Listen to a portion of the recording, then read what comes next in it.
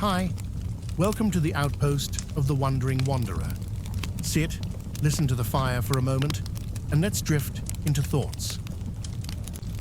Molding, shaping the formless, pressing soft matter into a frame and calling the result a form. We humans aren't born finished. We are this soft matter. We're like sand in a sandbox. We're limited by the size of the sandbox, by gravity, by the physical qualities of the sand itself. A sandcastle holds better when the sand is slightly wet. When it's dry, it's loose and harder to shape. People are like these sandboxes, limited by our biological hardware and by the qualities of that hardware. Yet the sand within this biological frame, our mind, can be molded into many shapes. Every society has its own molds, some gentle, some violent.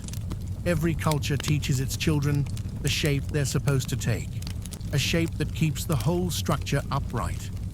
Sometimes these molds protect us.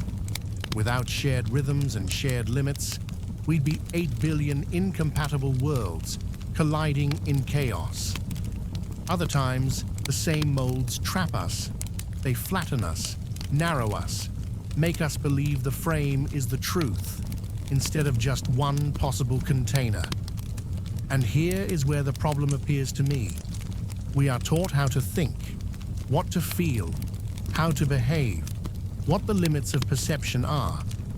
We're molded by the system to fit a certain shape. And that shape is not beneficial to us. It's beneficial to the nobility of the system.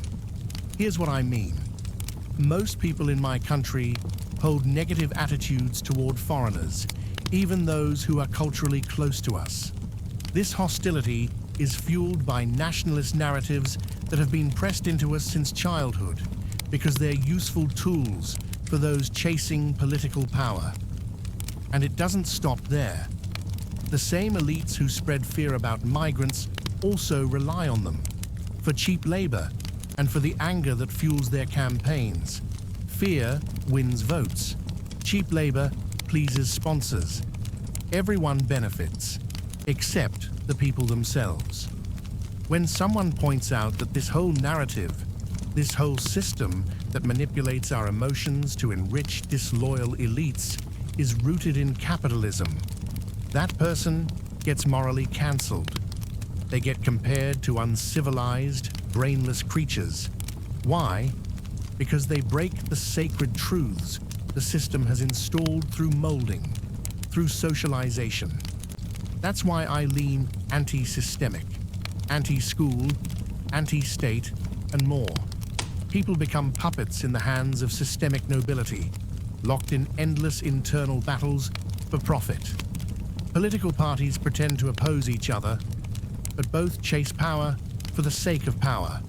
Both run on anger and division. But here's where it gets complicated. Molding is necessary for human existence at all. To live, a human needs a sense of self, an internal compass, values, a trajectory.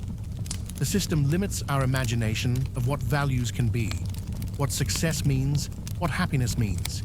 Yet some limitations are necessary. Imagine if all 8 billion people were molded into completely incompatible moral worlds. It would be chaos, violence, fear, disgust. Every society must mold its newborn members so they can coexist. The issue begins when this molding is controlled by a bureaucracy run by elites who have no loyalty to the people. That's where my problem with molding lies. So the idea I keep circling around is this. Molding is necessary and dangerous. Without any shaping, we fall apart. With too much shaping, we lose the ability to shape ourselves. That's why states, as tools of systemic nobility, shouldn't be the ones doing the molding. But then, who should? Who gets to decide which values matter? Who decides what is fundamental? Me? You? Some charismatic leader? I don't have a clear answer, but my intuition points in one direction. The safest molds are the ones we can question, the ones we can reshape, the ones we can step out of when they no longer fit. Maybe real freedom isn't the absence of molding, but the ability to take part in the shaping of ourselves. All right, that's enough wandering and wondering for now. Thanks for sitting by the fire with me. Travel safely.